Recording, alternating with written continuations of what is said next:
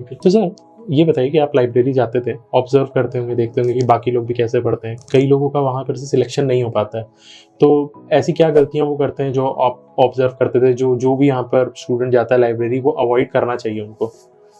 मतलब जैसे कुछ एक दो चीज़ें, बाकी तो अपना सबका अपना पढ़ने का तरीका ही है। जैसे उसमें एक चीज़ मैं देखता था, जैसे उनको रिसोर्सेज पे, जैसे अगर 4 लोग डिस्कस कर रहे हैं एक टेबल पे, तो 4 लोग की अलग अलग बुक है, एक दो, मतलब मैं किसी को स्पेसिफिक नहीं बोल रहा, मेरे दोस्त लोग में भी कुछ करते, तो उसमें आप वो, अगर आप 4 बुक से पढ़ रहे हो तो उसमें कोई दिक्कत नहीं है, लेकिन आप उस 4 बुक को एक बुक में लिख लो। वो जैसे पढ़ रहे हैं तो चारों, मेरे में ये दिया हुआ है, मेरे में ये दिया हुआ है, मेरे में ये दिया हुआ है, उस टाइम आपको याद रहेगी वो चारों चीज़ें, और अच्छी भी है, मतलब अगर आपको कंटेंट रिच हो रहा है तो उसमें कोई इशू नहीं है। पर आप उन जो 3 अदर लोगों के बुक में था वो पॉइंट अपने बुक में ऐड नहीं किए, तो आप जब एग्जाम के टाइम फिर से पढ़ोगे उस बुक को तो आपको वो सारी पॉइंट याद नहीं रहेंगे।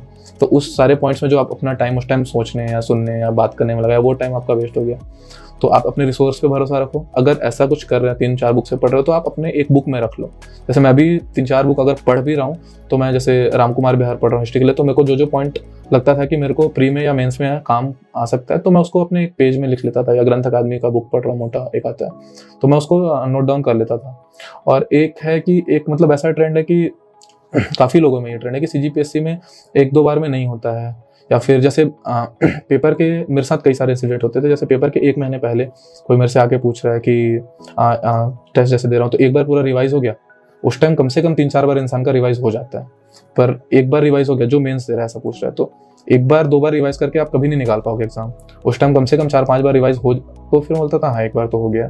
तो एक बार कैसे रिवाइज होगा 1 महीने पहले, आपको 2-3 बार तो अच्छे से होना ही चाहिए। फिर एक पॉइंट ये था कि मतलब जैसे एक दोस्त था मेरा ही, लाइब्रेरी में ही पहचानी थी, तो वो उसका भी मेंस था। अब सिलेक्शन से पहले सब नॉर्मली बात करते हैं, तो उनसे बात कर रहा था मैं, तो कैसा जाएगा, लग रहा है हो जाएगा सिलेक्शन। तो ही वाज लाइक कि अभी तो मेरा पहला अटेम्प्ट है। तो मैं बोला तो बोलते नहीं नहीं पहला अटेम्प्ट है, देख रहा हूँ। तो मैं बोला देखने के लिए तो प्रीवियस ईयर पेपर है।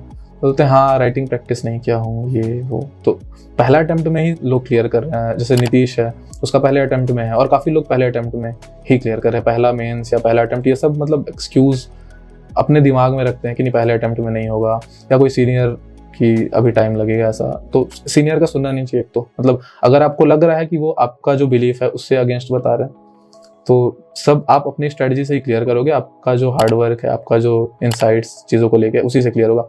तो वो चीज़ एक भटका देता है। तो वो सब चीज़, और एक पहले वाला कि पहले अटेम्प्ट में नहीं सिलेक्शन होगा, ये तो बहुत गलत सोच।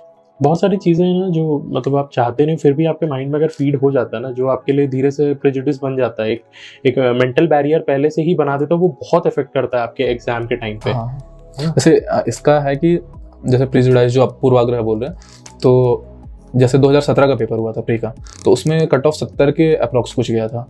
तो उसके बाद सब ये बोलने लग गए थे कि जनरल का अगर कोई कैंडिडेट है मेल, तो 50 से 55% मार्क्स आ जाएगा, तो उसका आराम से हो जाएगा।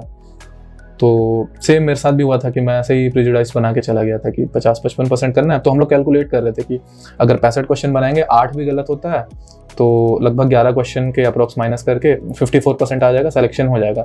या फिर ऐसे करके हम लोग कैलकुलेट कर रहे थे कि 60 भी होता है, 2-3 गलत होगा तो 55 में पहुंच जाएगा। तो यही कैलकुलेशन से एग्जाम देने गए। एग्जाम पेपर इजी आया था, पर आपका कैलकुलेशन यही वर्क कर रहा था। तो मैं उस टाइम 2018 में 65 क्वेश्चन अटैम्प्ट किया, 3-4 गलत हुए, और लकीली उस बार कट ऑफ 128 चला गया। तो 70 से 128, फिर उसके बाद 138 गया, उसके बाद फिर इस बार 70-75 कुछ गया। तो ये सब आप अगर पूर्वाग्रह लेके जाओगे तो आप चोक करोगे एग्जाम में। तो ये सब बिल्कुल लेके नहीं जाना है। ये प्री में भी नहीं, मेंस में भी ऐसा ही होता है। मेंस में भी जैसे मेरा पेपर 3 हर बार छूट जाता था टेस्ट सीरीज से, एक क्वेश्चन 8 नंबर का छूटता था। तो मैं ये सोच के गया था कि 8 नंबर का क्वेश्चन छूट जाएगा, और पेपर वाले दिन 8 नंबर का क्वेश्चन छूट गया। तो ऐसा सोच के बिल्कुल नहीं जाना है।